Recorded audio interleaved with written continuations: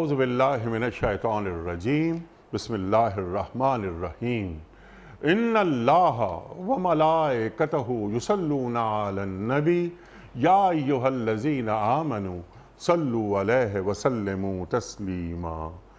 अल्लाहुम्मा सल्लि अला सय्यिदिना व नबिय्यिना व शफ़ीयना व मौलाना मुहम्मद व अला आले मुहम्मद व बारिक व सल्लिम। मोहतरम ख़वातीन व हज़रात, अस्सलामु अलैकुम। पयाम सुबह के साथ एक बार फिर हाजिर मैं हूँ आपका मेज़बान अनीक अहमद। जुमा और हफ्ता 2 दिन सवाल व जवाब के लिए होते हैं।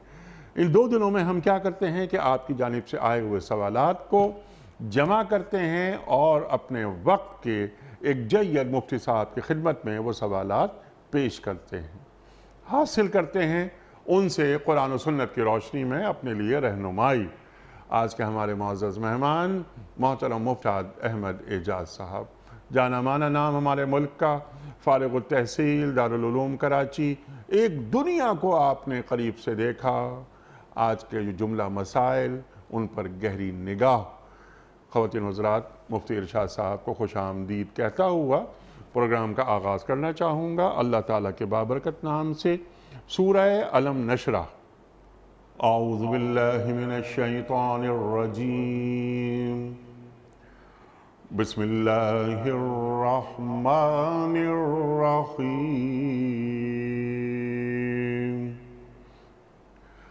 अलम नशरह लका सदरक व वदअना अन्का विज़रक अल्लज़ी अन्क़द ज़हरक व रफ़अना लका ज़िक्रक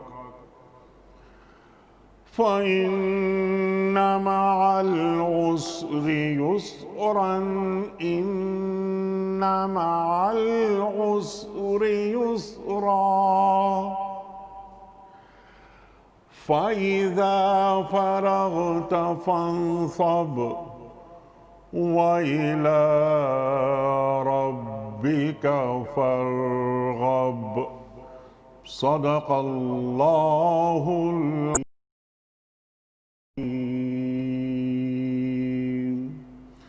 ऐ नबी सल्लल्लाहु अलैहि वसल्लम, क्या हमने आपका सीना आपके लिए खोल नहीं दिया और आप पर से वो भारी बोझ उतार दिया जो आपकी कमर तोड़े डाल रहा था, और आपकी खातिर आपके ज़िक्र का आवाज़ा बुलंद कर दिया। बस हकीकत ये है कि तंगी के साथ फर्राखी भी है, बेशक तंगी के साथ फर्राखी भी है। लिहाजा जब आप फारिग हों इबादत की मशक्क़त में लग जाइए और अपने रब ही की तरफ राग़िब हो जाइए। सदक़ल्लाहुल अज़ीम। ख़वातीन हज़रात, आज के हमारे मुअज़्ज़ज़ मेहमान मोहतरम मुफ्ती इरशाद अहमद एजाज़ साहब की खिदमत में आपकी जानिब से आए हुए सवालात हम पेश करेंगे। पहला सवाल मुफ्ती साहब रज़िया साहिबा का है, अमेरिका से।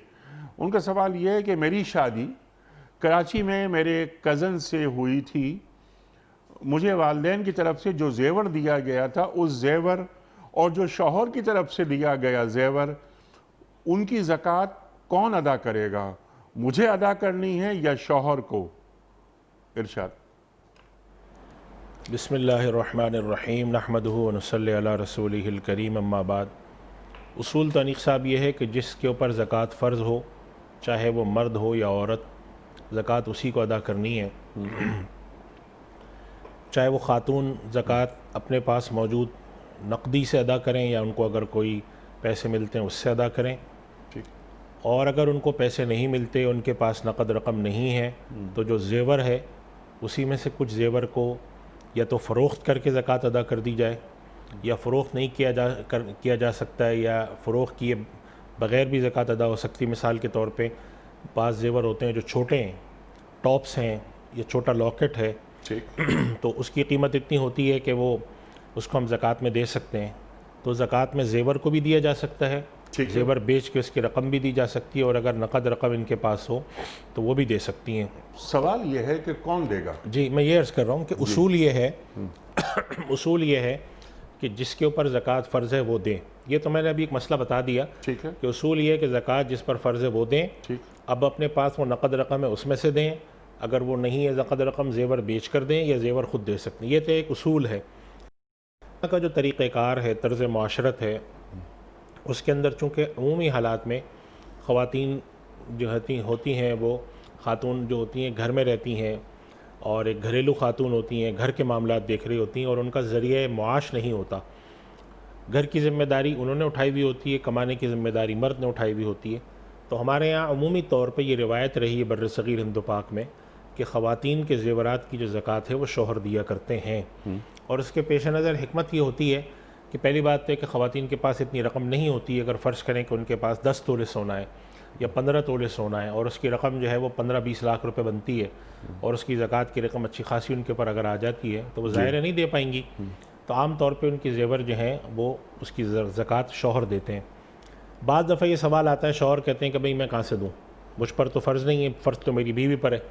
तो फिर हम इसका एक जवाब देते हैं जो एक मशवरा है, शरई हुक्म तो नहीं है, कि भाई बात ये कि अल्लाह ताला ने इस ताल्लुक़ को जिस नौइयत का बनाया है उस नौइयत के तहत आपके ज़िम्मेदारी ये बनती है कि जब घर के लात सारे बच्चों की परवरिश है, घर की सफाई सुथराई है और घर के जो सारा नज़्म व नस्क़ है वो औरत ने संभाला हुआ है और उसके पास ज़रिए माश नहीं है, तो ज़कात अदा करने के लिए फिर आप उनको माहवार जो ख़र्चा उनके हाथ में रखना चाहिए। आपका अखलाक़ी फ़र्ज़ बनता है कि फ़र्ज़ करें आपने हिसाब लगाया कि इनके ऊपर 50,000 रुपये ज़कात बनती है, तो आप उनको माहवार 4-5 हज़ार रुपये सिर्फ इस मद में दिया करें कि आप इन पैसों को जमा करें ताकि साल के आखिर में इससे ज़कात दे दिया करें। कहने का मकसद ये है कि ये बात सही है कि जो आदमी मालिक है जिस चीज़ का ज़कात उसी पर है, लेकिन चूँकि जिस तरह और ज़िम्मेदारियाँ हम उठाते हैं, उनके नान नफ़क़े की ज़िम्मेदारी उठाते हैं, उनको कपड़ा हम देकर देते हैं, तो इस मामले में इस कदर ज़्यादती करना, इस कदर सख्ती करना कि भाई हम तो नहीं देंगे तुम खुद भरो, ये एक नामुनासिब सी बात जिसे हम कहते हैं कि बेमुरव्वती और ख़िलाफ़ मुरव्वत मालूम होता है और हमारे यहाँ बर्र सग़ीर में रिवाज ये रहा है। इस वजह से मैं ये समझता हूँ, मशवरे के तौर पर ये बात हम अर्ज़ करते हैं, कानून शरन तो ये ज़रूरी नहीं है, लेकिन एक मशवरा ये दिया जाता है कि जिस तरह आप ख़वातीन की दूसरी ज़रूरतों का ख्याल रखते हैं, आप इसका भी ख्याल रखें, उनके हाथ में इतनी रकम रखें, एक मुश्त नहीं रख सकते तो माहवार आप थोड़ी थोड़ी रकम उनको दें कि वो पैसे जमा करें और फिर साल के आखिर में वो ज़कात दे सकें। सुभान अल्लाह, सुभान अल्लाह, बिल्कुल क्लियर बात आपने कर दी। लेकिन अब मेरा सवाल है इसमें ज़रा सा आगे, आमतौर पर यही होता है, हम उनके पास ज़ेवर उनका होता है लेकिन हम दे देते हैं, और जैसा आपने फरमाया बिल्कुल ठीक है, ऐसा राइज है। लेकिन क्या ये बेहतर नहीं हो कि बीवी ज़ेवर इस्तेमाल कर रही है, वो सोना उसके पास है किसी भी शक्ल में, मिसाल के तौर पर उसके पास 40 चूड़ियाँ हैं, वो 40 में से एक अपने हाथ से अल्लाह के नाम पे दे, वो ज़्यादा मुनासिब नहीं? ये नहीं कि जैसे एक आमतौर पर ये होता है ना कि जैसे अब ये ज़ेवर मेरे पास है 20 लाख रुपए का, यानी खातून ये सोच रही हैं, इस पे ज़कात निकाली 2.5% और ज़कात दे दी, उतने पैसे दे दिए, वो जो प्रोडक्ट है, वो जो जिन्स है, वो जिन्स मेरे पास मौजूद है, उस जिन्स में से औरत ये अल्लाह की खुशनुदी और उसकी रज़ा हासिल करने के लिए, ए अल्लाह मैं ये कड़ा तेरे नाम पे तेरी मखलूक को दे रही हूँ, तो क्या ये ज़्यादा अफजल नहीं? देखिए इसमें दो बातें हैं, एक तो ये कि अपने पास जो चीज़ मौजूद है उसमें से ख़ुद ज़कात उसी जिन्स में से निकालना। मिसाल के तौर पे किसी के पास गंदम है, किसी के पास चावल है, किसी के पास सोना है, किसी के पास कपड़ा है, एक है उसी जिन्स में से ज़कात निकालना, और एक है कि उस जिन्स में ज़कात की जितनी मिक़दार निकलती है या बनती है उसके मुसावी रकम देना, इसमें से क्या अफजल है? तो उलमा की राय ये है कि अफजल वो चीज़ होती है जिसमें फ़कीर यानी जिसको हम दे रहे हैं उसकी मसलहत ज़्यादा ख्याल रखा जाए। आजकल उलमा का फतवा ये है कि मसलहत आजकल लोगों की ये है कि उनके हाथ में नक़द रकम रखी जाए बमुकाबला इसके कि मसलन एक आदमी है, उसके पास, जैसे हमने अभी देखा ये जो हमारे यहाँ कोरोना की वजह से बहुत सारे जगहों पर हम लोगों ने राशन दिया, तो आखिर में बाद लोग ऐसे भी सामने आए कि जिन्होंने कहा हमें 4-5 जगह से राशन तो मिल गया है, लेकिन मसलन हमें बिजली का बिल अदा करने के लिए पैसे नहीं है हमारे पास, या हमारे पास घर में अगर एक मोटरसाइकिल है उस पर ज़रूरतें पूरी करने के लिए पेट्रोल डालने के पैसे नहीं है। तो ये पर हमें फ़ुक़हा इकराम की वो बात याद आई कि फ़ुक़हा इकराम कहते हैं कि ज़कात अदा करते वक्त दोनों मसलहतों का ख्याल रखना चाहिए। जिस चीज़ की जिस जिन्स पर ज़कात फ़र्ज़ है उसी में से निकालना इस माना में अफजल है कि ज़कात तो असलन उस पर फ़र्ज़ है, लेकिन उसके बक़दर मुसावी रकम देना इसलिए अफजल है कि आपको अंदाज़ा है कि भाई फ़लाँ आदमी है, मैं अगर उसको जाके चूड़ी दूंगा या उन खातून किसी के ज़रूरतमंद को मैं चूड़ी दूंगा तो उसने बहरहाल ये चूड़ी जाकर बाज़ार में बेच कर ही इस्तेमाल करनी है, और मैं अगर ख़ुद चूड़ी की मसावी रकम निकालूं तो शायद मैं ज़्यादा अच्छी दे सकूं। मैं इनके हाथ में चूड़ी रखूँगी या चूड़ी इनके हाथ में रखूँगा तो ये चूड़ी ले जाकर जब अकेले बेचने जाएंगे तो इनको वो कीमत भी नहीं मिलेगी जो मुझे मिल सकती है या मैं लगा रहा हूँ। इसलिए कि जब आप सोना बेचने जाएँ और ख़ास तौर पे एक छोटी सी चीज़ हो तो उसकी कीमत अच्छी नहीं मिलती। इस मसलहत के तहत अगर उस चीज़ में जो ज़कात फ़र्ज़ हो रही है उसकी मुसावी आप नक़द रकम देते हैं, और नक़द रकम देने में एक और फ़ायदा भी होता है कि फ़र्ज़ करें कि आपने एक चूड़ी दी, उस चूड़ी की कीमत मिसाल के तौर पे 45-50 हज़ार रुपये, तो इस चूड़ी की रकम अगर आप देते हैं तो मुमकिन है कि आप 4 लोगों को दे सकें, 10-10, 15-15 हज़ार 4 के हाथ में रख सकें, लेकिन यहाँ आपको ये एक ही शख्स को देनी पड़ती है। इस वजह से फ़ुक़हा किराम की राय ये है कि ज़कात निकालते वक्त उस तरीक़े को तरजीह दी जाएगी जिस तरीक़े में मुस्तहिक़ीन का ज़्यादा फ़ायदा हो। तो ज़्यादा फ़ायदा चूँकि नक़द रकम देने में है इसलिए हम लोग ये कहते हैं कि नक़द रकम दी जानी चाहिए।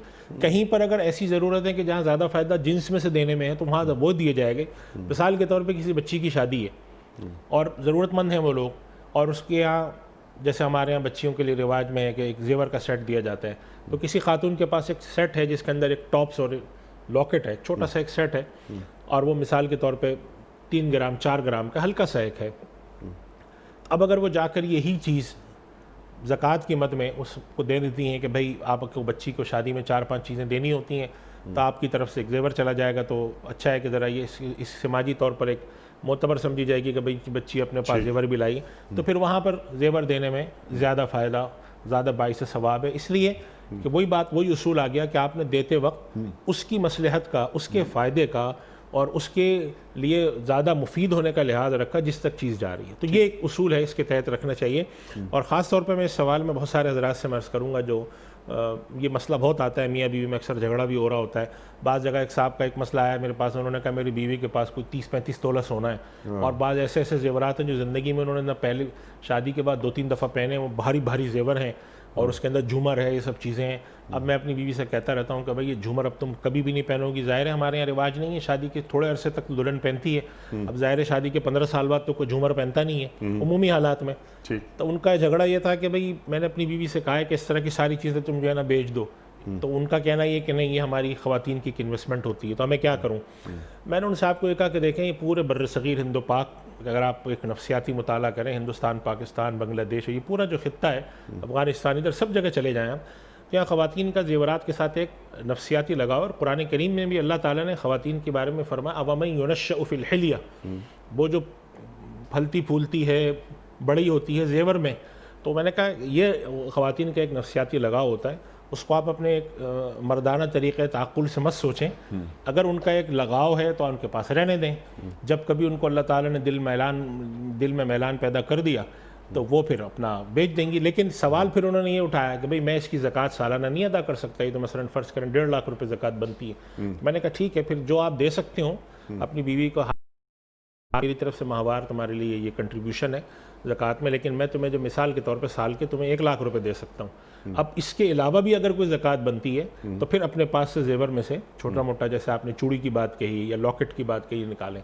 तो इस तरतीब से इसको आपस में बैठ के कर लेना चाहिए। मैं नहीं समझता कि इतने सारे मामलात में अल्लाह ताला ने हुन्ना लिबासुल लकुम व अंतुम लिबासुल लहुन्ना कहा है। इस तरह से एक दूसरे के साथ पेवस्त लाइफ ज़िंदगी होती है, उसके अंदर जाके इस कदर रस्मी तौर पर एक दूसरे से कहें भाई ये तुम्हारा फ़रीज़ा है, मेरा फ़रीज़ा है, उससे बेहतर है कि इसको आपस में इस तरह से तय कर लिया जाए। दर्जे मर्तबा एहसान, हमारे बुजुर्ग कहा करते थे कि इंसानी रिश्ते अल्लाह ने एहसान के ताल्लुक़ से जोड़े हैं। इंसानी रिश्ते अल्लाह ने सिर्फ अदल पे नहीं रखे, क्योंकि अदल पे जो मामला होता है वो तो बिल्कुल हर चीज़ को कानून पे परखने का होता है, नाप तोल के होता है। मियाँ बीवी के दरमियान मामला नाप तोल, तमाम रिश्ते अल्लाह ने बाप माँ के, औलाद के रिश्ते रखे हैं, जिसके अंदर अल्लाह ताला इन्नल्लाह यअमुरु बिल अदली वल इहसान दोनों को साथ मिला के। तो इंसानी मुआशरत हमेशा अदल के तकाज़ों और एहसान के रवैये से मिलकर चलती है।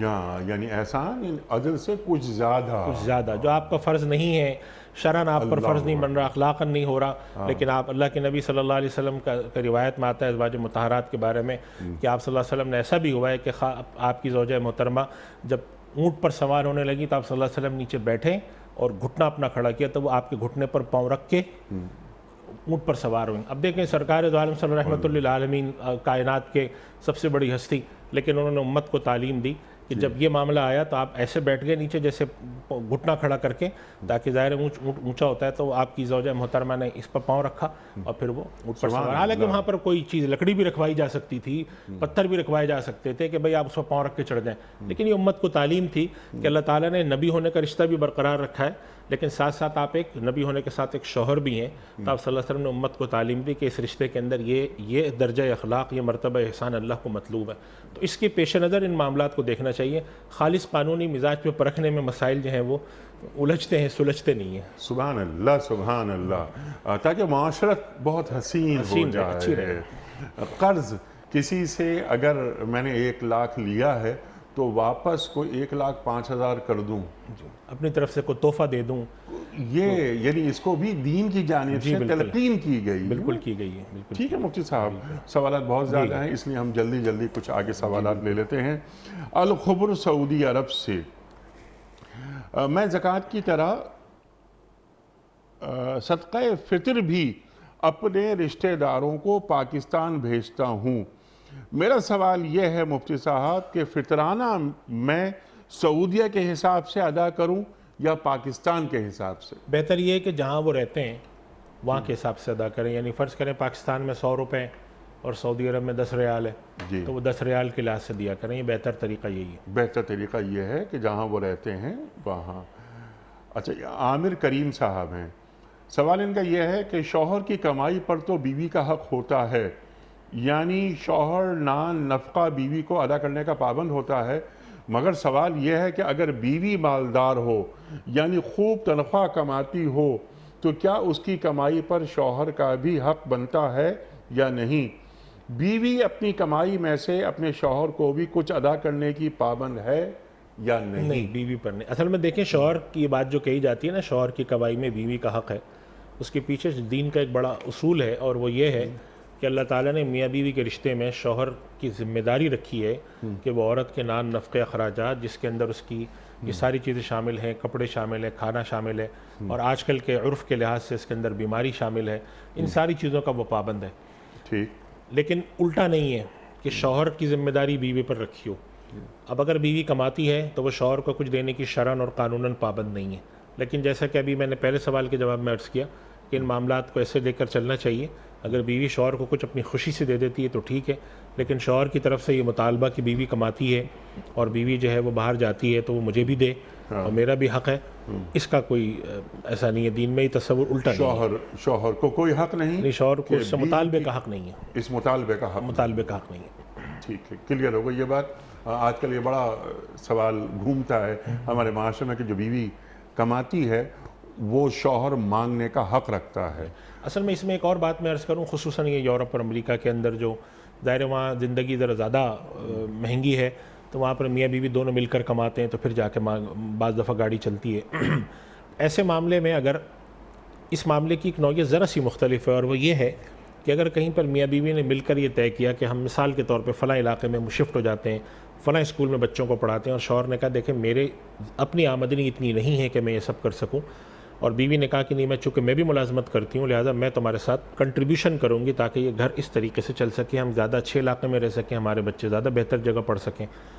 अब ऐसी सूरत में मुतालबे का हक़ शौहर को इस माना में नहीं होगा कि वो बीवी है, बल्कि इस माना में होगा कि इन्होंने आपस में एक चीज़ तय की थी कि चूँकि मैं भी कमाती हूँ तो घर के अंदर मिसाल के तौर पर मैं भी मिलाऊंगी। मसलन फ़र्ज़ करें उन्होंने कहा जी मैं $1,000 मैं दिया करूँगी, $2,000 तुम दिया करना, तो $3,000 से हम ये घर चलाएंगे। ठीक है, तो ये उसूल जो है तो पाकिस्तान में भी अप्लाई हो सकता है। मैं यही अर्ज़ कर रहा हूँ कि अगर हमने ज़िंदगी को गुजारने के लिए ये बात तय की थी, तो फिर उस सूरत में शौहर का मुतालबा जो है वो इस वजह से नहीं होगा कि बीवी और शौहर होने के नाते मुतालबा हो रहा है, बल्कि इस वजह से होगा कि ठीक है कि असलन जिम्मेदारी मेरी थी, मैंने अपनी बीवी से कहा था कि मैं तुम्हें इस इलाके में रख सकता हूँ, ये तर्ज ज़िंदगी दे सकता हूँ, तो बीवी ने कहा था नहीं, हम ऐसे बेहतर इलाके में चले जाते हैं, बेहतर तर्ज ज़िंदगी करेंगे और मैं भी कंट्रीब्यूट करूँगी।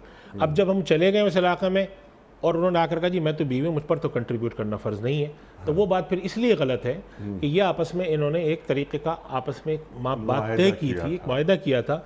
अब उसकी खिलाफ वर्जी करना अखलाकी तौर पे और उस लिहाज से जो है ना एक बहुत ही एक ख़राब रवैया है। ये तो आप पहले से कह देती हैं कि ठीक है बहैसियत शौहर जो तुम मुझे जहाँ रखोगे जहाँ खिलाओगे वो मुझे मंजूर है। अब जब उसने कह दिया कि मैं ये नहीं कर सकता और तुमने कह दिया कि मैं पैसे इसमें दूंगी, अब पीछे हटना जो है ये एक तरह का वादा खिलाफ़ी, धोखा दही, बेमुरवती। तो इस चीज़ की तलकीन तो हमारा दीन नहीं करता कि इस तरह का किया जाए। यानी ये एक अलग मौजू है कि क्या वाक़तन इस तरह की ज़िंदगी बसर होनी चाहिए कि मियाँ बीवी दोनों मिलकर कमाएं। तो जाहिर है कि इस प्रोग्राम में भी कई दफ़ा ये बातें आ चुकी हैं। अभी हम सिर्फ इस पहलू से बात कर रहे हैं कि अगर इन दोनों ने मिलकर ये तय किया था कि हम दोनों चुके कमाते हैं, दोनों की मुलाजमतें हैं, तो दोनों मिलकर घर में पैसे देंगे ताकि घर हमारा ज़्यादा एहसन तरीके से चल सके। लोगों की ख्वाहिश होती है कि वो अच्छी जगह रहें, बच्चे अच्छे स्कूलों में पढ़ें और निस्बतन अच्छी ज़िंदगी बसर करें। अब उसके लिए अगर दोनों ने मिलकर तय किया था तो फिर इस सूरत में बीवी को उस वादे का और उस तयशुदा चीज़ का ख्याल करना चाहिए और इन चीज़ों के ऊपर उसके लिहाज से चलना चाहिए। दुनिया के अंदर इन चीज़ों को समझा भी जाता है। ख़ुद हमारे यहाँ पाकिस्तान तक में ये चीज़, हमारे पास इस तरह के मसाइल आते हैं कि बसा औक़ात ख़ानदान में जो झगड़े होते हैं तो उसके अंदर जो ख़ानदान के बड़े बुज़ुर्ग हैं वो यही दलील पेश करते हैं कि ठीक है बहैसियत बीवी के इसके पर घर की चलाने की ज़िम्मेदारी नहीं थी, लेकिन इन दोनों ने मिलकर ये बात तय की थी कि मिसाल के तौर पर हम इस इलाके में रहते हैं, हम इससे फ़लाँ बेहतर इलाके में चले जाएँ। यहाँ पर किराया मिसाल के तौर पर वो 25,000 दे रहे थे, अब किराया 50,000 दे रहे हैं। यहाँ पर स्कूलों और इन सब चीज़ों के अखराजात इनके महीने के 30,000 थे तो वहाँ पर इसके 50,000 हैं। अब ये जो इजाफी रकम है ये बीवी ने वादा किया था कि मैं मिलाया करूँगी और शेयर करूँगी और आज जो है कि अब क्या नहीं, ये काम तो शौहर का है, तो ये फिर आप हैं, तो ये हमारे जो माशरा है पाकिस्तानी, इसके अंदर भी इस बात को कबूल नहीं किया जाता और लोग कहते हैं कि नहीं ये बात गलत है। आपने कहना ये ठीक है कि ये शौहर है, जिम्मेदारी इनकी थी, लेकिन जब एक चीज़ आप लोगों ने तय की है ठीक है तो अब उस उसूल पर चलें। ठीक है। अब ये जो एक कंडीशनल जो बात है वो भी आपने बयान फरमा दी, लेकिन बुनियादी सवाल ये था कि क्या बीवी की कमाई पर है? आपने फरमाया कि कोई हक नहीं, बीवी अपनी कमाई की खुद मालिक और मुख्तार है। शौहर को ये ना जेब देता है और ना इजाज़त कि वो बीवी से। और हमारा जो तर्ज माशरत है उसके अंदर इस बात को बड़ा दरा नाजिल और साफिल दर्जे का समझा जाता है कि लोग जो हैं वो जाकर अपनी बीवियों से कहें तुम अपने पैसे हमें दो। ये मुरव्वत के और उसके ख़िलाफ़ समझा जाता है कि भाई ये क्या बात हुई, अल्लाह ताला ने जब तुम्हें इस चीज़ का वो दिया है, तुम कमाते हो तो तुम्हें ऐसा नहीं करना चाहिए। लेकिन ये बात भी है, वही बात जो मैंने अभी अर्ज़ की थी, इन्नल्लाह यामुरु बिल अदल वल इहसान, कि इस रिश्तों को जब हम खालिस अदल के तकाज़ों पर देखते हैं कि कुछ बीवी भी आम तौर पर ये देखती हैं कि जब मैं घर की ज़िम्मेदारियाँ में इतना शरीक नहीं हूँ, मैं कमाने निकलती हूँ तो चले ठीक है कुछ मैं कंट्रीब्यूट भी कर दूँ। और हमारे यहाँ ख़वातीन करती भी हैं, छोटे मोटे अखराजात उस तरह की चीज़ें कर रही होती हैं। प्रोग्राम में हम आपकी खिदमत में ये सवाल भी रखेंगे कि बीवी का घर से निकलना, नौकरी करना, कंट्रीब्यूट करना मौजू है, मुस्तकिल मौजू, इसके ऊपर कभी और फिर इंशाअल्लाह आपसे बात करवाएंगे। अभी हमारा जो मौजू है सुखन है वो ये सवाल नहीं है। मैं इसलिए अर्ज कर रहा हूँ कि हो सकता है कि कोई सवाल का गलत मफहूम समझ जाए। अभी सिर्फ ये मौजू गुफ्तगू है कि अगर कोई खातून कमाती हैं, कारोबार करती हैं, जायज़ काम करती हैं, अमर मजबूरी करती हैं, या उनका अपना कोई वालिद का कारोबार है जिसमें वो शरीक है, या उनके पास किसी कंपनी के शेयर्स हैं, बड़े ख़ानदान ऐसे हैं यहाँ पर जिनके यहाँ बेटियों के पास शेयर हैं और बेटी कमाती हैं, तो क्या शौहर का उस आमदनी में कोई हक है? तो इसका जवाब है कि हक नहीं है। और दूसरी बात ये अर्ज कर दी कि अगर इनका आपस में कोई तय हुआ था तो उस वादे का ख्याल बीवी को रखना चाहिए। बिल्कुल, ये दो बातें थी। बिल्कुल ठीक है। और जो इसका जो ज़ैली मौजू जिस पर आपने बात फरमाई, करना फी बुयूत कुन्ना, वो इंशाल्लाह फिर कभी और प्रोग्राम, कि औरत का मकाम घर है जो कुरान करीम बताता है। ठीक है मुफ्ती साहब, कुछ सवाल वीडियो क्वेश्चंस हम रखते हैं आपकी खिदमत में। पहला सवाल मुफ्ती साहब के लिए। अस्सलाम वालेकुम मुफ्ती साहब, मेरा आपसे एक सवाल ये है कि क्या मर्द को सोना पहनना जायज़ है, और अगर जायज़ है तो मर्द कितना सोना पहन सकते हैं? जनाब, मर्द को सोना पहनने की तो इजाज़त नहीं है और इसकी वजाहतन यानी सराहतन इसकी ममानियत मौजूद है और अल्लाह के नबी सल्लल्लाहु अलैहि वसल्लम ने पसंद भी नहीं किया सल्लल्लाहु अलैहि वसल्लम। इस वजह से हमारे माशरों में, पूरे मुसलमान माशरों में पूरे 1500 साल की तारीख़ में देखें इसको कभी पसंद नहीं किया गया, कराहत का फतवा है। बाज़ सूरतों में फ़ुक़हा कराम ने इजाज़त दी है सोने की, दो सूरतें हैं जिसकी इजाज़त। तो ये सूरत है कि बाद दफ़ा जैसे पहले होता था, अब तो ख़त्म हो गया मसला, कि किसी का दांत टूट जाता था या किसी का कोई जिस्म का उज़्व ख़राब हो गया तो उसके अंदर सोना लग, जैसे मिसाल के तौर पे नाक कटने की सूरत में सोने का एक का टुकड़ा जो है वो नाक की शक्ल में बनाकर पहनाया जाता था, क्योंकि सोना ख़राब नहीं होता, बाकी जितनी धातें हैं वो जल्दी सड़ गल जाती हैं। इसी तरह दांत जो है वो सोने का बनाया जाता था। तो अगर एक ऐसी सूरत है, या मिसाल के तौर पे कोई और आज के दौर में भी फ़र्ज़ करें कि हड्डी के अंदर कोई कील ऐसी लगाई जाती है टूटने की सूरत में, अंदर सर्जरी करने के अंदर उसके अंदर सोना इस्तेमाल होता है, तो एक तो ये सूरत है तिब्बी मकासद के लिए इस्तेमाल होता है, इसकी इजाज़त है, चाहे वो खालिस सोना हो चाहे वो मिलावट वाला सोना हो। तीसरी सूरत ये होती है कि बाद लोग सोने के बजाय सोने का पानी चढ़ाते हैं, जिसे हम गोल्ड कोटिंग कह लें आप इसको। इसके अंदर भी कई तरह की कोटिंग होती है, एक बहुत ज़्यादा गहरी कोटिंग होती है, एक इलेक्ट्रोप्लेटिंग कहलाती है जो बहुत हल्का सा सोना हो।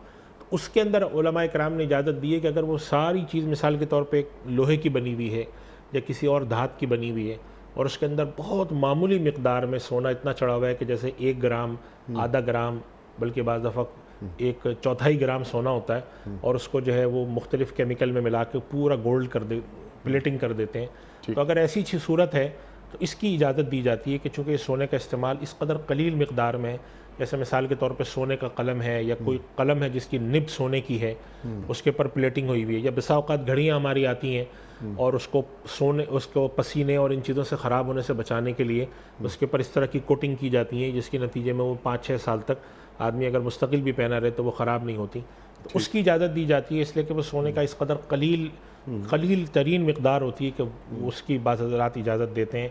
या कोई धागा ऐसा है कि जिसके ऊपर बहुत मामूली सी कोटिंग हुई हुई है, हल्की सी कोटिंग में सोना भी शामिल किया हुआ है, और चीज़ें भी शामिल हैं लेकिन थोड़ा सा उसके अंदर सोना भी शामिल है, तो उसकी इजाज़त दी जाती है बहुत मामूली सी, बहुत कम मिकदार में। बाकी ये कि जो ज़ेब व ज़ीनत के लिए कोई चीज़ बनाना या सोने के बटन लगाना या सोने की अंगूठी पहनना या ऐसा चश्मा पहनना जो कि 100% सोने का बना हुआ हो, उसकी इजाज़त नहीं है। सोने ये फ्रेम जो आते हैं चश्मे के, इसके अंदर भी एक मसला होता है कि ये जगह पे पहने जाते हैं तो यहाँ पर पसीना लगने से ये ख़राब होते हैं। तो इसका तरीका ही आम तौर पे किया जाता है कि इसको गोल्ड प्लेटिंग की जाती है या इसके अंदर कोई और चीज़ की कोटिंग की जाती है ताकि ये महफूज रहे। तो इस तरह की मामूली सी कोटिंग इनकी इजाज़त है। ज़ेब व ज़ीनत के लिए सोने का कलम बनाना, सोने की प्लेटें लगाना या हत्ता के घरों के अंदर सोने की चीज़ें लगा के लटकाना, इस चीज़ को अल्लाह के नबी सल्लल्लाहु अलैहि वसल्लम ने पसंद नहीं किया है। इसी पर क़यास करते हुए बाज़ हज़रात इस चीज़ को नापसंद करते हैं, अगरचे सराहतन उसकी ममानियत नहीं है कि जो गैर मामूली तौर पे कीमती चीज़ें होती हैं उसको पहनना, चूँकि वो उससे एक इंसान अपना एक जिसे हम कहते हैं कि बिला वजह में एक इंसान तफाखुर का शिकार होता है। और नबी करीम सल्लल्लाहु अलैहि वसल्लम ने ऐसी चीज़ों को आप सल्लल्लाहु अलैहि वसल्लम ने फरमाया कि जो शख्स फ़ख्र का, दिखावे का, रिया का लिबास पहनेगा तो अल्लाह ताला उसको क़यामत के दिन ज़िल्लत का लिबास पहनाएगा। तो इससे मुराद यही है कि हमारे यहाँ बसा औक़ात बाज़ चीज़ें इस ख्याल से पहनी जाती हैं ज़रूरत के बजाय कि लोगों के ऊपर एक अपनी धाक बिठाई जाए। बहुत कीमती कोई 2 करोड़ रुपए की घड़ी पहन ली, खास किस्म के ब्रांड की, 3 लाख का सूट पहन लिया तो माशरा ख़राब होता है। तो वो चीज़ जो है हमारे दीन ने पसंद नहीं की। नबी करीम सल्लल्लाहु अलैहि वसल्लम ने फरमाया है कि ऐश और इशरत से बचा करो, इसलिए कि अल्लाह के बंदे ऐश और इशरत वाले नहीं होते। तो इसके अंदर हमारे यहाँ मुराद हमारे हज़रात ये लेते हैं कि गैर मामूली तौर पर जो महंगी चीज़ें हैं, कई लाख रुपए की एक चीज़ जो कि लोग आम तौर पर 3-4-5 हज़ार, जैसे हमारे यहाँ जो आम तौर पर लोग कपड़े पहनते हैं वो 5,000-8,000 रुपए का एक कपड़ा आराम से आ जाता। अब एक आदमी ज़्यादा अच्छा आ जाता। अब एक आदमी ने 5 लाख रुपए का कपड़ा सूट पहना हुआ है, गैर मामूली तौर पर महंगा है, तो उसके अंदर फिर ये सवाल पैदा होता है कि ये ज़रूरत पूरी की है या कोई तफाखुर का शिकार है। सवाल ये भी पैदा होता है कि 5 लाख का सूट पहनने वाला आदमी खुद कितने का है। जी, ये भी सवाल पैदा होता है। तो इस तरह की मुआशरत को हज़रत अमीरुल मोमिनीन हज़रत उमर फ़ारूक रज़ी अल्लाह ताला अन्हु के बारे में रिवायत में आता है, वो सहाबी कहते हैं कि अमीरुल मोमिनीन जुमे का खुतबा देने खड़े हुए तो मैंने अपने आँखों से उस चीज़ को देखा कि उन्होंने जो लिबास पहना हुआ था उसमें 18 पैबंद लगे हुए थे। 18 पैबंद। हमारे यहाँ तो अगर एक हल्का सा कुर्ते के ऊपर हल्का सा वो फट जाए, छोटी सी कील लग जाए तो उसको हम पहनकर ऐसी तकरीबात में जाना पसंद नहीं करते, घर में पहनना शुरू कर देते हैं कि इसको हम बाहर नहीं पहनेंगे। वो अमीरुल मोमिनीन होकर करते थे। तो मुराद ये है कि जो हमारा जो बाला तबका होता है, जो कि चाहे वो सियासतदान हों, चाहे वो हमारी ब्यूरोक्रेसी के लोग हों, चाहे बड़े अमीर कबीर हों, इन्होंने मजमूई तौर पर जिस चीज़ को प्रोमोट करना चाहिए वो सादगी है। अल्लाह के नबी सल्लल्लाहु अलैहि वसल्लम ने इसको पसंद फरमाया, अल्लाह ताला इसको पसंद फरमाता है। गैर ज़रूरी चीज़ों में तफाखुर करना, अल्लाह ताला ने कुरान करीम में इसी चीज़ के बारे में फरमाया कि इल्मु अन्नमल हयातुद दुनिया लाइबुन व लहवुन व ज़ीनतुन व तफाखुरुम बैनकुम। ये जान लो कि ये जो दुनिया की जो ज़िंदगी है, लाइब खेल है, लहवुन कूद है, व ज़ीनतुन बस सिर्फ ज़ेबाइश है, व तफाखुरुम बैनकुम एक दूसरे के ऊपर तफाखुर करना है। कर पसंद भी करता है। अल्लाह ताला ने और अल्लाह के नबी सल्लल्लाहु अलैहि वसल्लम ने इस चीज़ को पसंद नहीं फरमाया। इसका ये मतलब भी नहीं कि अच्छा लिबास ना पहने, अच्छा लिबास पहनना चाहिए, तलकीन है इसकी। अल्लाह ने जो तुम्हें नेमत दी है उसका इजहार भी होना चाहिए, लेकिन उसके नतीजे में एक ख़ास किस्म की बालादस्ती आती हो, तफाखुर आता हो, कुछ लोग माशरे में एहसास महरूमी आता हो। एक शादी का जोड़ा 20 लाख रुपए में आराम से बन रहा है, तो 20 लाख रुपए दुल्हन का जोड़ा ये तैयार हो रहा है। हमारा मुल्क गरीब मुल्क है, कितनी बच्चियां हैं हमारी जो 20 लाख का जोड़ा पहन सकती हैं, बल्कि तो आप सोसाइटी को खराब कर रहे हैं। बल्कि वो एक ऐसा मुतालबा किया जाता है जाकर कि ऐसी चीज़ आप बनाएं जो किसी के पास ना हो जी, और ऐसी चीज़ आप बनाएं जो पहले ना बनी हो जी। तो अब इसका मफहूम तो निकल कर आता है सामने। एक आदमी जाकर के मुझे बहुत नफीस चीज़ चाहिए, इसका मतलब है कि वो नफासत पसंद है, ठीक है। और एक आदमी जाकर कहता है मुझे ऐसी चीज़ चाहिए जो किसी के पास ना हो, तो फिर ये नफासत नहीं है, इसके अंदर तफाखुर है जी, कि मैं ये चाहता हूँ कि मैं तकब्बुर है कि मैं सबसे नुमाया नजर आऊँ जी, और सबसे नुमाया नजर आना पैसे की बुनियाद जी, सिर्फ सबसे ज़्यादा नुमाया नजर आना ये कोई बहुत पसंदीदा चीज़ नहीं। और ये तो हमारा दीन भी यही कहता है, और आज के जितने भी माहिरीन नफ्सियात हैं, हमारे आप सोशियोलॉजिस्ट को देख लें, हमारे साइकोलॉजिस्ट को देख लें, ये सब यही बात कहते हैं, ये कि हम करने से कोई बहुत हासिल कर लेंगे। तो जितने बड़े बड़ी शख्सियात हैं, मैं गैर मुस्लिमों की भी बात कर रहा हूँ, वो इसी चीज़ की तलकीन करते हैं कि भाई इन चीज़ों में कुछ नहीं रखा, आप एक सादा ज़िंदगी बसर करें, पुरसुकून ज़िंदगी बसर करें। हमारा दीन तो कितनी बड़ी बात करता है, अन्नल्लाह मौलल्लज़ीना आमनू व अन्नल काफिरीन ला मौला लहुम। सादगी इंसान इख्तियार करे, अल्लाह की तरफ रुजू करे, अल्लाह ताला वो सुकून देता है। अला बिज़िक्रिल्लाहि तत्मइन्नुल क़ुलूब, कि वो किसी को भी हासिल नहीं होता। तो हम इस ज़िंदगी को इसके लिए, लेकिन ज़रूरी ये है, ये नहीं हो सकता कि मैं सारी ज़िंदगी जो है फ़ख्र का लिबास पहनूं और आखिर में आकर दूसरों को मना करता फिरूं, ऐसा नहीं है। ज़रूरी ये है कि इस चीज़ को बाकायदा रिवाज दिया जाए कि भाई देखें ठीक है, आप अच्छी चीज़ पहने, नफीस चीज़ पहने। अच्छा नज़र आना भी हर इंसान को अच्छा लगता है कि मैं अच्छा नज़र आऊँ, इसको इस्लाम ने नापसंद भी नहीं किया, जिसे हम इज़्ज़त नफ्स कहते हैं, या किसी हद तक लोगों को पसंद नज़र आना।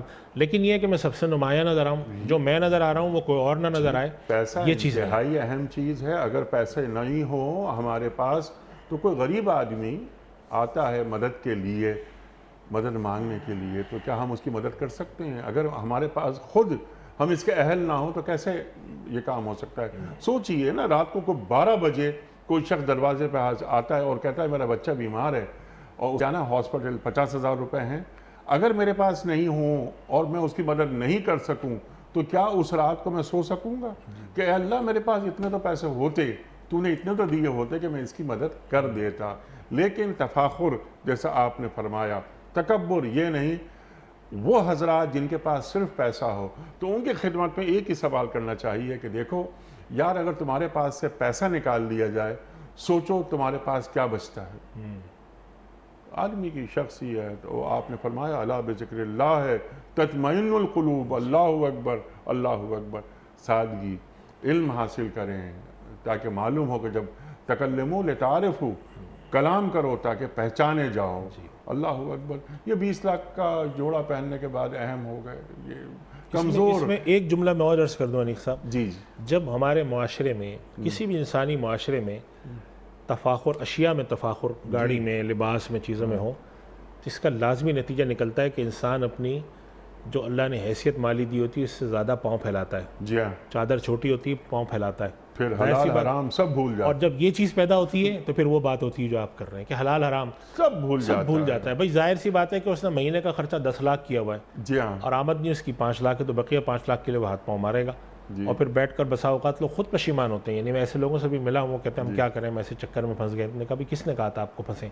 आपको किसने कहा था आप ऐसी गाड़ियाँ रखें? आपको किसने कहा था ये सब करें? इस चीज़ का जायज़ा हमें लेना चाहिए।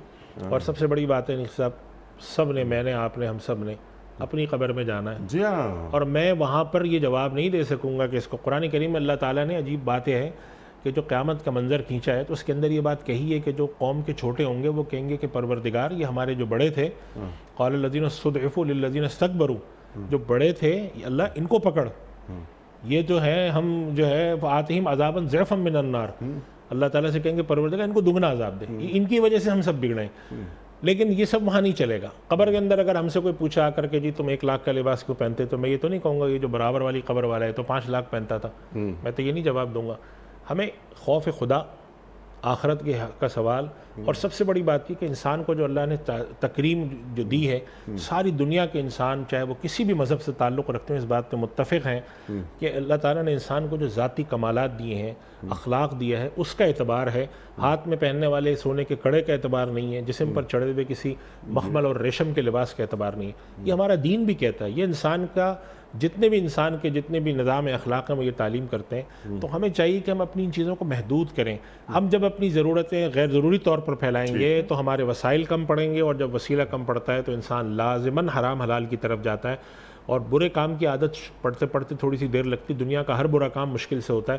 पहली दफ़ा इंसान जब सिगरेट पीता है तो उसको बड़ी खांसी होती है और मुश्किलात होती हैं, और उसी के बाद वो आदमी होता है जो कि 20-20 सिगरेट दिन में पी रहा होता है। गुनाह करते वक्त इंसान का नफ्स जो है उसको कचोके देता है।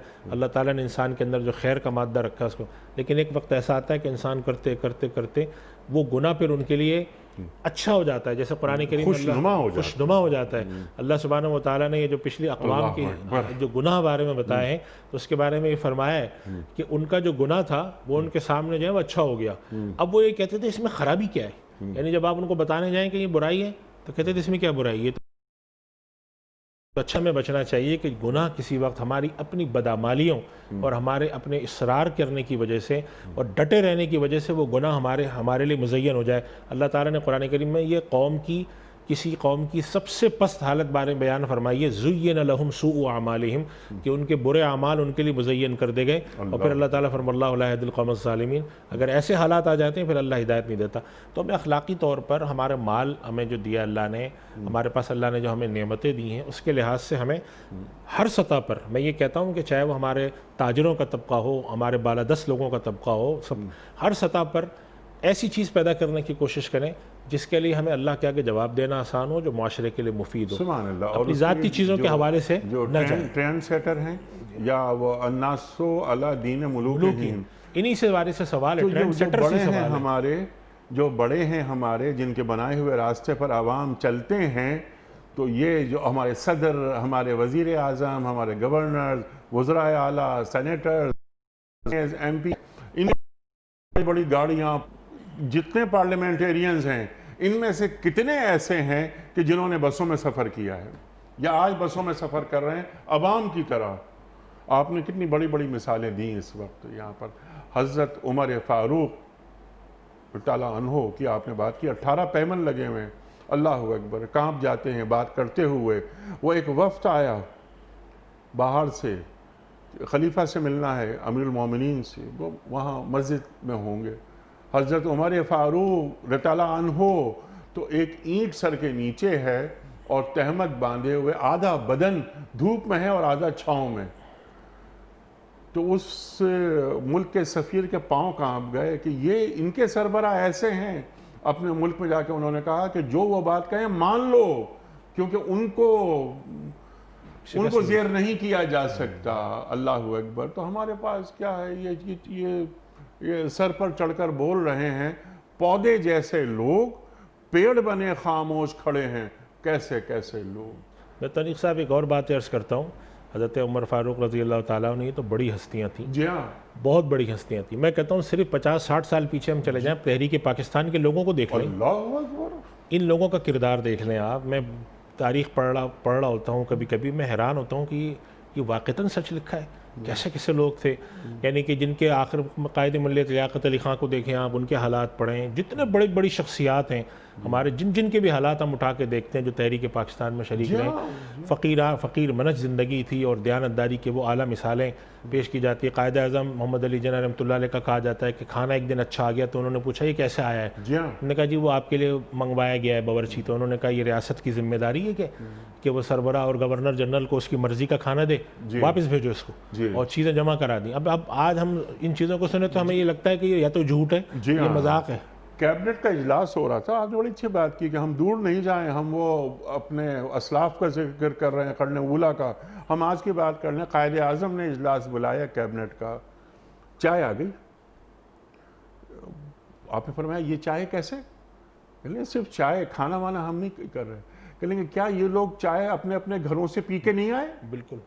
कहलें आइंदा चाय नहीं आएगी, ये सरकार के पैसों से चाय नहीं पी जाएगी। उस वक्त हालात भी इतने ज़्यादा थे कि हमारे पास पीने लगाने को पैसे नहीं जी थे, हाँ। तो उन्होंने कहा ये सादगी करो। तो मैं कहता हूँ कि हम जब बड़े हजरात की मिसाल देते हैं तो लोग कहते हैं वो बड़ी शख्सियत थी, तो हम कहते हैं चले उन बड़ी शख्सियात को आप नहीं फॉलो कर सकते। ये 50 साल हुए, आज ऐसे लोग बहरहाल जिंदा हैं जिन्होंने सारे हालात देखे हैं। जी हाँ। तो इस कदर जब जवाल आता है कौम पे, फिर लोग ये पूछते हैं कि हम पर मुसीबतें क्यों आती हैं, फिर लोग ये पूछते हैं कि हम पर से अजाब क्यों नहीं टलते। ये कोरोना के नतीजे में जो जी हाँ। लोगों ने एक 20-20 रुपए की चीज़ें 500-500 रुपए की और हज़ार की चीज़ें लाखों की बेची हैं, प्लाज्मा बेचे हैं और ये सब किए हैं, ये क्या है? इन्हें कोई खुदा खौफ ही नहीं ये है। इसलिए है कि जब वो ऊपर से देखते आ रहे हैं कि जिस आदमी को जो मौका मिलता है वो करता है। अगर किसी को 1 रुपया चुराने का मौका मिलता है वो 1 रुपया चुराता है, तो फिर ये मिजाज बन गया है कौम नहीं, का। मिजाज बन गया। लेकिन यहाँ मैं ज़रा सा आपसे, आपकी इजाज़त से इख्तलाफ करूँगा ज़रा सा, कि अगर ये मार्केट का ट्रेंड हो गया कि 20 रुपए की चीज़ वो बेची जा रही है 400 रुपए की, तो क्या मैं भी उसमें इन्वॉल्व हो जाऊँ? नहीं, वो बिल्कुल नहीं हो। के सामने पेश होना है, बिल्कुल मेरी जवाब जवाबदेही का एहसास कहाँ चला गया? बिल्कुल यही मैं ये कह रहा हूँ कि सबसे बड़ी चीज़, इसलिए दुनिया के जितने भी माहिरीन कानून हैं वो इस बात पे मुत्तफ़िक़ हैं कि कानून के सख्त बनने से या कानून के बहुत ज़्यादा सही तरह से नाफिज होने से मुआशरे सही नहीं चलते। मुआशरे चलते हैं असल अखलाक और असल अक़दार की पासदारी करने से, कि इंसान को घर में बैठ कर भी ये ख्याल हो। हज़रत उमर फ़ारूक रज़ी अल्लाह ताला ने जो गश्त करते वक्त मिलते हैं कि वो एक बच्ची अपनी माँ से कहती है कि अगर अब उमर फ़ारूक नहीं देख, यहाँ पर अमीरुल मोमिनीन मौजूद नहीं है, अल्लाह तो देख रहा है हमें। जी हाँ। तो ये जब मिजाज होता है कि भाई ठीक है, एक चीज़ कानून की खिलाफ वर्जी है, ठीक। हमें कोई देखे ना देखे हम नहीं करेंगे, वो अल्लाह मिजाज देख रहा है। अल्लाह देख रहा है। तो खौफ खुदा, ठीक। अक़दार की पासदारी और ये चीज़ हमें पैदा करने की बड़ी ज़रूरत है। अगला सवाल मुफ्ती साहब के लिए। अस्सलाम वालेकुम मुफ्ती साहब, मेरा सवाल, आज का सवाल यह है, अगर कोई शख्स नमाज में तहियात पढ़ना भूल जाए तो क्या उसकी नमाज होगी? यानी पूरी अत्तहियात पढ़ना भूल जाए? हाँ, असल में अत्तहियात का मतलब ये है कि जो क़ाद अखीरा की बात शायद ये जी कर हाँ। रहे हैं, इनको पूछना चाहिए था, क़ाद उला का पूछ रहे हैं, क़ाद अखीरा का पूछ जी रहे हाँ, हैं। समझ में नहीं आई। तो अगर रिवायत में आता है इज़ा क़ुल्त हाज़ा व फ़अल्त हाज़ा फ़क़द तम्मत सलातुक, यानी इसका मफ़हूम ये है कि या तो इंसान तशहुद पढ़े, हाँ। या जितनी मिक़दार में तशहुद जितने वक्त में पढ़ा जाता है वो बैठ कर अगर उतनी देर भी बैठा रहे और वह सलाम फेर दे तो उसकी नमाज हो जाती है। अच्छा। तो अगर वो, जाहिर सी बात है कि वो ये बात जो कहते हैं ना तशहुद भूल गया, तो ये बात तो इंसान को याद ही जब आएगी जब नमाज पढ़ी। तो अगर उस दौरान सलाम से पहले याद आ गई तो वो बैठे बैठे तशहुद पढ़ ले।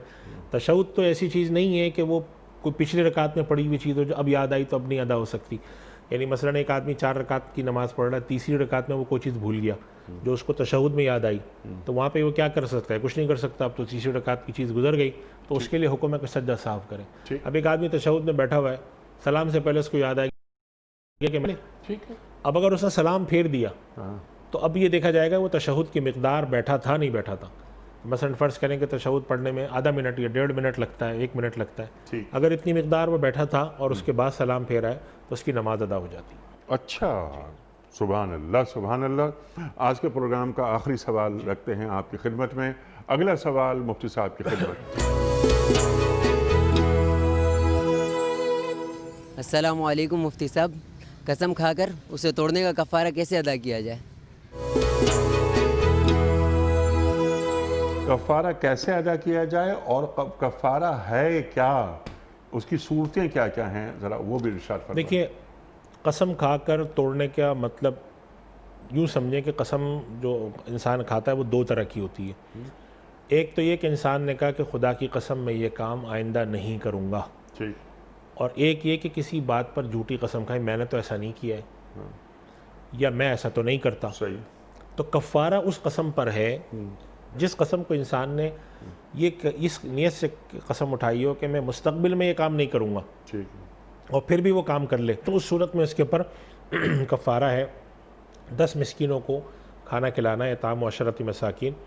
औसत खाना जो इंसान खाता हो 10 मिस्कीनों को 2 वक्त का खाना खिलाना है। मिसाल के तौर पे एक शख्स ने कसम खाई कि मैं आइंदा सिगरेट नहीं पीऊँगा, किसी वजह से उसके पर गलबा था, लेकिन कुछ दिनों बाद उसको मजबूरन उसने पी लिया सिगरेट, बहुत मगलूब हो गया। अब ऐसी सूरत में ये कसम तोड़ना कहलाएगा, और ऐसी सूरत में इसका कफ़ारा ये है कि वह कसम तोड़ने की वजह से 10 मिस्कीनों को सुबह शाम का खाना खिलाए। ये कसम कभी इंसान जायज़ बात पे खाता है, जैसे मसलन मैं सिगरेट नहीं पीऊँगा या मैं फ़लाँ काम नहीं करूँगा, और कभी ना मैं अपने भाई से बात नहीं करूँगा, या कसम खा ली कि मैं फ़लाँ अपने चच्ची के यहाँ चच्चा के यहाँ नहीं जाऊँगा। तो उलमा ने ये लिखा है कि अगर एक आदमी किसी गलत काम पर कसम खा ले तो उसको हुक्म ये है कि वो कसम तोड़े और कफ़ारा भी अदा करे, लेकिन कसम तोड़े। अब ये कसम खा ली कि मैं भाई से बात नहीं करूँगा, ये तो नाजायज़ है बिला वजह में। या कसम खा ली कि मैं अपने फ़लाँ के यहाँ रिश्तेदार के यहाँ नहीं जाऊँगा, ये भी नाजायज़ है। तो ऐसी सूरत में हुक्म है कि वो कसम तोड़े। तो खुलासा ये है कि अगर कसम जायज़ काम पे खाई है तो कसम नहीं तोड़नी चाहिए, और अगर टूट जाए तो 10 मिस्कीनों को 2 वक्त का खाना खिलाए औसत। और अगर उसने ऐसी बात पर कसम खाई है आइंदा न करने की जो काम नाजायज़ है, तो फिर उसको चाहिए कि वो कसम तोड़े और कफ़ारा भी दे। तीसरी चीज़ होती है कि कसम किसी बात पर खाना जो झूठी कसम हो। अगर किसी ने पूछा कि तुमने ये फ़लाँ काम किया, तो उसने कहा नहीं मैंने तो नहीं किया। तुम फ़लाँ जगह जाते हो, उसने कहा मैं नहीं जाता। तो ये कसम जो होती है ये कसम झूठी कहलाती है, यानी किसी काम के बारे में आपने झूठ बोलकर कसम खाई। इसका कोई कफ़ारा नहीं है, बहुत बड़ा गुनाह है। ये चूँकि मुस्तकबिल के किसी काम के लिए नहीं होती है, ये तो माजी में किए हुए काम के लिए होती है कि मैंने ये काम नहीं किया। इसका बहुत बड़ा गुनाह है, अल्लाह से इसके पर तौबा इस्तग़फ़ार करना चाहिए। अल्लाह को राज़ी करने के लिए कोई सदका देना चाहे तो अपने तौर पे दे सकता है, लेकिन इसका कोई कफ़ारा नहीं होता। अगर आदमी माजी में किसी किए हुए काम के बारे में झूठ बोले और उस पर कसम उठाए तो वो झूठी कसम कहलाती है, उसका कोई कफ़ारा नहीं है। और एक और चीज़ है जिसके बारे में बाज़ उलमा ने लिखा है, हमारे यहाँ बाज़ जगहों पर बाज़ लोगों को ना कसम ऐसी उठाने की आदत होती है, वल्लाह मैंने ये नहीं किया, वल्लाह ये नहीं किया, बाज़ लोगों में होती है।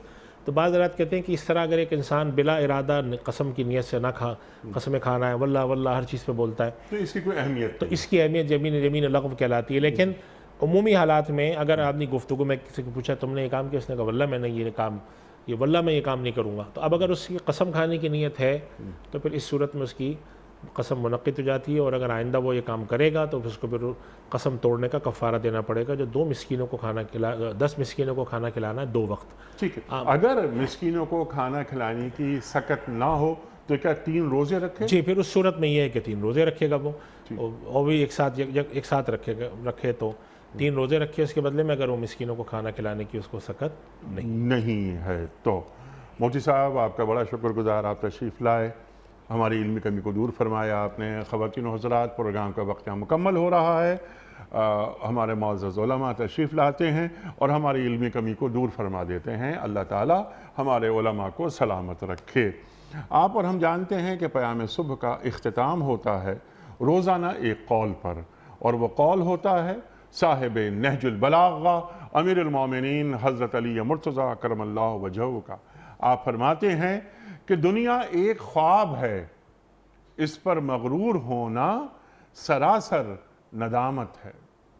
दुनिया एक ख्वाब है, इस पर मगरूर होना सरासर नदामत है। सुभान अल्लाह। अपने मेज़बान अनीक अहमद को कल तक के लिए इजाज़त दीजिए। खुदा हाफ़िज़।